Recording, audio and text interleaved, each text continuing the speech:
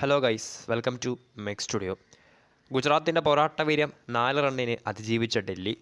അപ്പോൾ Delhi versus Gujarat epic ക്ലാഷിന് ശേഷം IPL 2024 പുതിയ അപ്ഡേറ്റഡ് പോയിൻ്റ് ടേബിൾ നമുക്കൊന്ന് പരിശോധിക്കാം. ഇപ്പോഴും ഒന്നാം സ്ഥാനത്ത് കോട്ടം തട്ടാതെ രാജസ്ഥാൻ റോയൽസ് നിലയുറപ്പിച്ച് തന്നെ നിൽക്കുന്നുണ്ട്. 8 മത്സരം 14 പോയിൻ്റ്. രണ്ടാം സ്ഥാനത്തുള്ള KKRനും മൂന്നാം സ്ഥാനത്തുള്ള SRHനും നാലാം സ്ഥാനത്തുള്ള ലക്നൗ സൂപ്പർ ജയൻസിനും 10 പോയിൻ്റുകൾ. കഴിഞ്ഞ ദിവസം ലക്നൌവിനോട് പരാജയപ്പെട്ടതോടുകൂടി പോയിന്റ് ടേബിളിൻ്റെ 5ാം സ്ഥാനത്തേക്ക് പിന്തള്ളപ്പെട്ട ചെന്നൈ സൂപ്പർ കിങ്സ് 8 മത്സരം 8 പോയിന്റ്. കഴിഞ്ഞ ദിവസം ഗുജറാത്തിനെ തകർത്തുകൊണ്ട് 6ാം സ്ഥാനത്തേക്ക് ഡൽഹി ഉയർന്നിട്ടുണ്ട്.